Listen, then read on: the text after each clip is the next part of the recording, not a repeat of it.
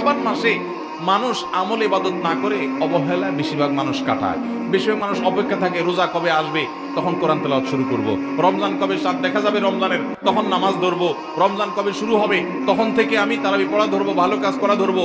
শাবান মাসে মানুষ রমজানের ক্ষণগণনা, দিন গণনা করতে থাকে, অবসর থাকে, অলসতা করে, অবহেলা করে। নবীজি বলেছেন মানুষ যেহেতু অবহেলা করে, এই জন্য এই সময়টাতে আমি বেশি বেশি নফল রোজা রাখি। কারণ যেই সময়টাতে মানুষ অবহেলা করে ওই সময় ইবাদতের আলাদা গুরুত্ব তৈরি হয়। ভোর রাতের সময় সবাই ঘুমায় থাকে, এই জন্য তখন তাহাজ্জুদ পড়লে সওয়াব বেশি। তাহলে এই যে শাবান মাসে নবীজি বেশি বেশি রোজা রাখতেন কেন? কারণ অবহেলিত মানুষ কেউ এটা করে না, এই জন্য তিনি বিশেষভাবে এই মাসে নফল রোজা রাখতেন। এই জন্য তার অনুসরণে আমরাও রাখবো। দ্বিতীয় কারণ তিনি বলেছেন কেন তিনি এই মাসে বেশি রোজা রাখেন, ওই যে উসামা ইবনে যায়েদ রাদিয়াল্লাহু আনহু দুইটা কারণ বলেছেন। এর মধ্যে একটা হলো শাবান মাসটাতে মানুষ অবহেলা করে, আমল ইবাদত একটু কম করে, কারণ রমজান আসবে আসবে বলে অপেক্ষা করে। সেজন্য তিনি এই মাসে বেশি বেশি আমল করেন, কারণ অবহেলার টাইমের আমলের গুরুত্ব একটু বেশি। দ্বিতীয় কারণ হলো তিনি বলেছেন শাবান মাসে বান্দার আমলনামা আল্লাহর কাছে উপস্থাপন করা হয়। ফেরেশতারা রিপোর্ট জমা দেয়। ফাউহিব্বু আন ইউরফা আমালি ওয়া আনা সাইম, নবীজি বলেছেন আমি চাই আমার আমলনামা যখন ফেরেশতাদের কাছে পেশ করা হবে তখন আমি যেন রোজাদার থাকি। কারণ আপনি কোথাও চাকরি করেন, সিরিয়াস ডিউটি করেন, একবারও আপনার বস আসে না, একটু মোবাইলটা মাত্র হাতে নিছেন ফেসবুকটা টিপার জন্য, আর তাকায় দেখেন পিছন দিকে বস এসে দাঁড়ায়। মেজাজটা কেমন লাগবে বলেন? খারাপ লাগবে না? আর আপনি অন্য সময় যাই করেন না করেন খুব সিরিয়াস মুডে কাজ করতেছেন, পিছনে তাকায় দেখেন মালিক এসে দাঁড়ায়, বলে যেটা শান্তি হয়ে যাবে না? যাক মাশাআল্লাহ, এই বেচারা এসে আমরা যখন কাজে দেখবে বলবে বাবা খুব ভালো মানুষ, তো বেতন বাড়বে, তাই না?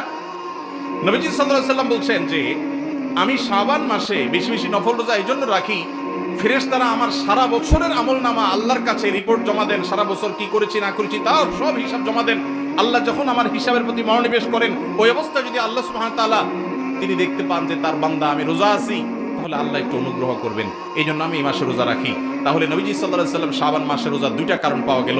এক তো হলো গাফলতির সময় সেজন্য তিনি রোজা রাখতেন, দ্বিতীয়ত হলো এই মাসে বান্দার আমলনামা পেশ হয় সেজন্য তিনি রোজা রাখতেন।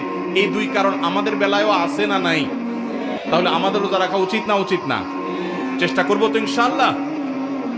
ভাইরা আমার, একটা প্রশ্ন আপনাদের মনে হইতে পারে, সেটা হলো আমরা তো শুনছি মানুষের আমলনামা সকালে বিকালে আল্লাহর কাছে জমা হয়, ফেরেশতারা জমা করে, আবার এখন শুনলাম শাবান মাসে জমা হয়।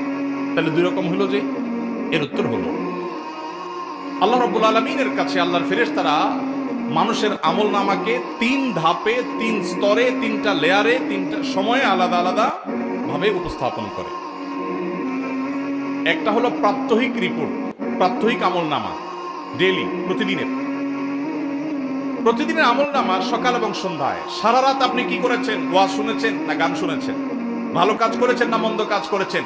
সারা রাতে কি করেছেন? প্রত্যেকটা মানুষের হিসাব আল্লাহ রাব্বুল আলামিনের কাছে প্রত্যেকটা ভোরে ওই রাতের ডিউটি থাকা ফেরেশতারা জমা দেন।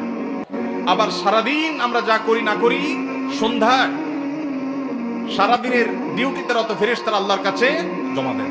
তাহলে বান্দার আমলনামা, বান্দার রিপোর্ট জমা দেওয়া হয় একটা হলো প্রাত্যহিক, প্রতিদিন। সেটা কখন? সকাল এবং সন্ধ্যা। বান্দার আমলনামা জমা দেওয়া হয় আরেকটা লেয়ারে, সেটা হলো প্রত্যেক সপ্তাহে 2 দিন, সোমবার এবং বৃহস্পতিবার। নবীজি সাল্লাল্লাহু আলাইহি ওয়াসাল্লাম যেন সোমবার বৃহস্পতিবার রোজা রাখতেন, কারণ সোমবার এবং বৃহস্পতিবার বান্দার আমলনামা ফেরেশতারা আল্লাহর কাছে পেশ করেন। তাহলে একটা হলো ডেইলি আমলনামা পেশ, সেটা সকাল সন্ধ্যা। একটা হলো সাপ্তাহিক আমলনামা পেশ, সেটা হলো সোম বৃহস্পতি। আর একটা হলো বার্ষিক রিপোর্ট পেশ, সেটা কখন? শাবান মাস।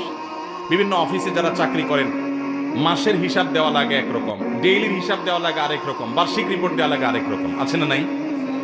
ঠিক একইভাবে আল্লাহ রাব্বুল আলামিনের কাছে আমাদের আমলনামা পেশ করা হয়।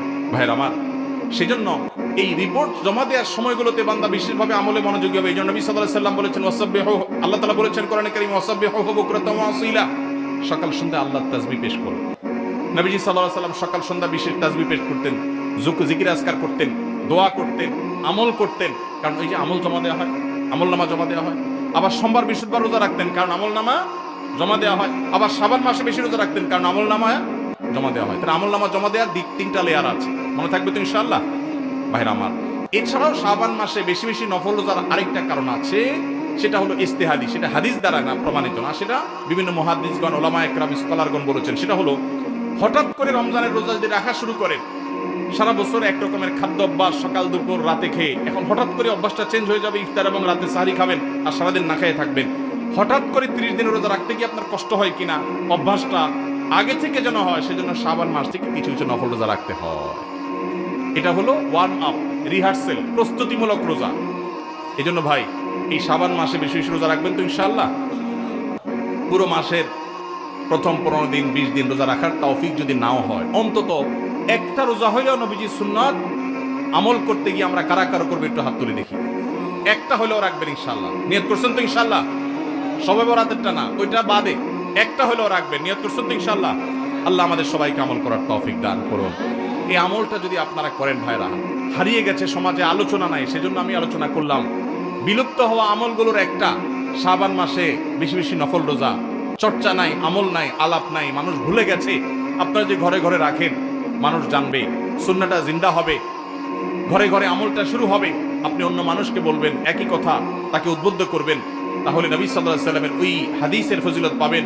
আপনি মৃত সুন্নতকে জিন্দা করলেন, সেই সওয়াবটা পাবেন। চেষ্টা করা যাবে তো ইনশাআল্লাহ?